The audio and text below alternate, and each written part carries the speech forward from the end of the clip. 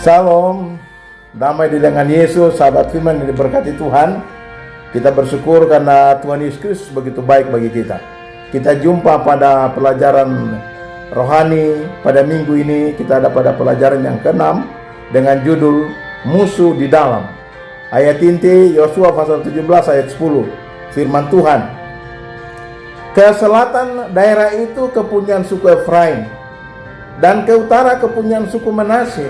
Batasnya ialah laut. Di sebelah utara batas daerah itu menyinggung daerah Asyer. Di sebelah timur menyinggung daerah Isaskar. Dari judul ini dan ayat inti ini ada pertanyaan seperti ini. Apakah ada musuh dalam diri kita? Jawabnya sahabat firman, ya, ada musuh. Mengapa? Ada beberapa alasan yang dijelaskan dalam ayat-ayat firman Tuhan. Yang pertama, musuh ini bisa berupa dosa. Musuh ini bisa berupa kelemahan. Musuh ini bisa berupa hawa nafsu. Nah, hal-hal ini menghalangi kita untuk hidup sesuai dengan kehendak Tuhan.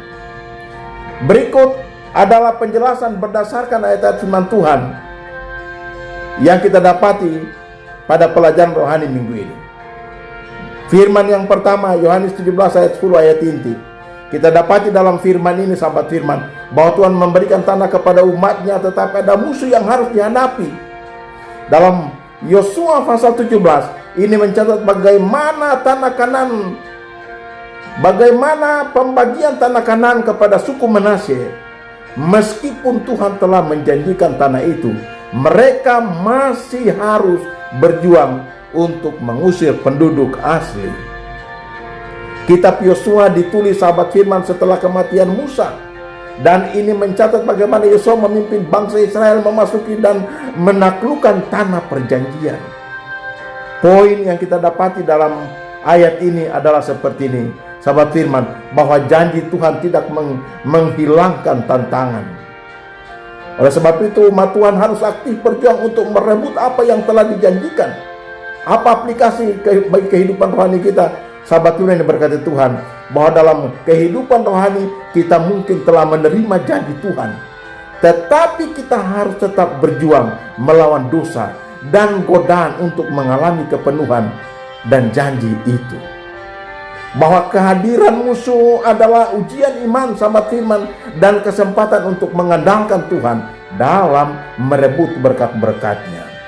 Yang kedua, 1 Petrus pasal 1 ayat 4, firman Tuhan, jika kita membaca firman ini adalah mengingatkan umat yang memiliki warisan yang tidak dapat binasa, tetapi ada musuh yang berusaha menghancurkan iman dari umat ini.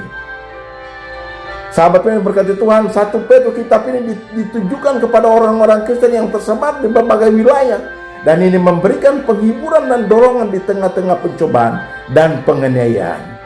Dan surat ini ditulis oleh Rasul Petrus untuk memberikan semangat kepada orang-orang percaya yang sedang mengalami penderitaan karena iman mereka. Poin dari ayat ini adalah seperti ini, bahwa sahabat firman, warisan kekal kita di surga tidak menjamin kehidupan yang mudah di dunia ini. Mengapa? Karena ada musuh yang terus berusaha menghancurkan iman kita. Apa aplikasi dari ayat ini bagi kehidupan rohani kita? Sahabat firman, bahwa kita harus waspada dan berjaga-jaga terhadap serangan musuh, serta memelihara iman kita dengan tekun dalam doa dan membaca firman Tuhan. Yang berikut, bahwa iman kita adalah harta yang sangat berharga, sahabat firman, yang harus kita jaga dari serangan musuh rohani. Yang ketiga, Yosua pasal 7.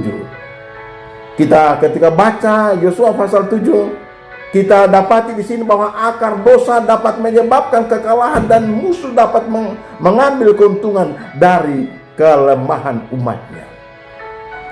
Yosua 7 menceritakan tentang dosa Akan, sahabat firman, yang mengambil barang-barang yang dikhususkan untuk Tuhan, yang menyebabkan kekalahan Israel dalam pertempuran melawan Ai.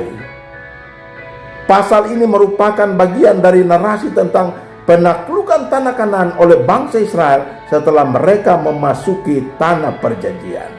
Poin penting dari ayat ini adalah seperti ini, sahabat firman, ingat, Dosa sekecil apapun dapat memiliki konsekuensi yang besar dan menghalangi berkat Tuhan, dan musuh dapat memanfaatkan kelemahan kita akibat dosa tersebut.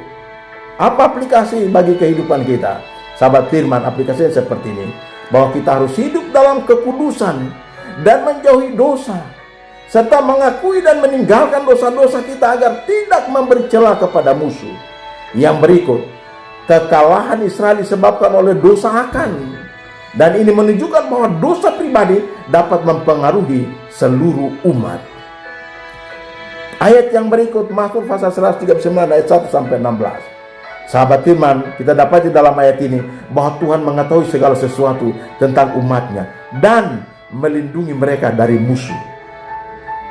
Mazmur 139 adalah mazmur pengakuan tentang kemahatauan dan kemahahadiran Tuhan.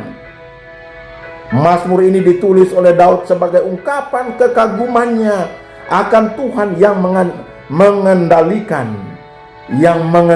kehidupannya, yang mengenalinya secara mendalam. Poin dari ayat ini adalah seperti ini: meskipun Tuhan mengetahui segala sesuatu tentang kita, termasuk kelemahan dan dosa kita, Dia tetap melindungi kita dari musuh. Sangat luar biasa informasi rohani dari ayat-ayat firman ini. Apa aplikasi bagi kita, sahabat firman? Bahwa kita dapat merasa aman dan tenang karena Tuhan selalu menyertai dan melindungi kita, bahkan di saat-saat sulit sekalipun. Dan sahabat firman, pengetahuan Tuhan tentang kita adalah sumber penghiburan dan kekuatan, karena Tuhan sanggup melindungi kita dari segala bahaya. Kita pindah kepada ayat yang berikut, Esra pasal 10 ayat 11. Sahabat Tuhan, jika kita membaca firman ini ditujukan kepada umat harus memisahkan diri dari kebiasaan-kebiasaan jahat dan menikahi dengan orang-orang yang tidak percaya. Esra 10 menceritakan tentang pengakuan dosa bangsa Israel karena telah menikah dengan perempuan-perempuan asing setelah kembali dari pembuangan di Babel. Kitab Esra ditulis setelah bangsa Israel kembali dari pembuangan, sahabat firman. Dan ini mencatat upaya mereka untuk membangun kembali kehidupan rohani dan sosial mereka. Poin penting dari ayat ini adalah seperti ini, bahwa pergaulan dengan orang-orang yang tidak percaya dan kebiasaan-kebiasaan jahat dapat mencemari kehidupan rohani kita dan menjauhkan kita dari Tuhan. Apa aplikasi rohani bagi kita? Aplikasinya seperti ini di dalam kitab Esra ini, bahwa sahabat firman, kita harus menjaga diri dari pengaruh buruk dan memisahkan diri dari segala sesuatu yang tidak sesuai dengan firman Tuhan. Yang berikut, memisahkan diri dari kebiasaan jahat adalah penting, sahabat firman, untuk menjaga kekudusan dan kesetiaan kita kepada Tuhan. Ayat yang berikut, Lukas pasal 12 ayat 15, sahabat firman, ini ditujukan kepada umat, dan umatnya harus berhati-hati terhadap kerakusan dan keserakahan yang dapat menyebabkan kejatuhan. Lukas 12 ayat 16 adalah bagian dari pengajaran Yesus tentang pentingnya mengutamakan kerajaan Allah di atas segala sesuatu, termasuk kekayaan materi. Dan Injil Lukas ditulis untuk memberikan catatan yang teratur tentang kehidupan, tentang pelayanan, tentang kematian dan kebangkitan Yesus Kristus. Apa poin dari ayat ini? Sahabat Tuhan yang diberkati, poinnya seperti ini. Mari kita dengarkan poin ini, bahwa kerakusan dan keserakahan adalah dosa yang dapat menjerat kita dan menghalangi kita untuk mengikuti Yesus dengan sungguh-sungguh. Sangat luar biasa poin penting dari ayat ini. Apa aplikasi bagi kehidupan rohani kita? Bahwa sahabat firman, kita harus berhati-hati terhadap keinginan duniawi dan belajar untuk merasa cukup dengan apa yang kita miliki, serta mengutamakan nilai-nilai rohani di atas materi. Karena sahabat firman, keserakahan dapat membutakan hati kita dan menjauhkan kita dari kerajaan Allah. Sangat luar biasa informasi rohani ini. Kita datang kepada poin yang berikut, Yosua pasal 8 ayat 1 sampai 29. Kita dapati dalam ayat ini bahwa Tuhan memberikan kemenangan kepada umatnya di atas musuh mereka, sahabat firman. Tetapi ada syarat-syarat yang harus dipenuhi. Yosua 8 menceritakan tentang kemenangan Israel atas Ai setelah mereka bertobat dari dosa Akan dan mengikuti strategi yang Tuhan berikan. Pasal ini juga merupakan kelanjutan dari kisah penaklukan tanah Kanaan. Ini menunjukkan bagaimana Tuhan memberikan kemenangan ketika umatnya taat. Poin penting dari ayat ini adalah seperti ini, bahwa kemenangan hanya dapat diraih ketika taat kepada Tuhan dan mengikuti petunjuknya. Dan ada syarat-syarat yang harus dipenuhi untuk mengalami berkat Tuhan. Kita harus belajar untuk taat kepada Tuhan dalam aplikasi kehidupan rohani, dalam segala hal, mengikuti pemimpinnya, serta bersedia untuk bertobat dan beribadah ketika kita melakukan kesalahan, berubah ketika kita melakukan kesalahan.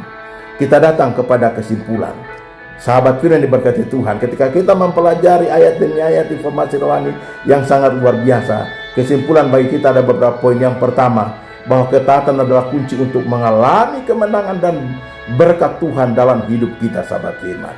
Yang kedua, secara keseluruhan ayat ini menunjukkan bahwa kehadiran musuh di dalam diri dan di sekitar kita adalah penghalang.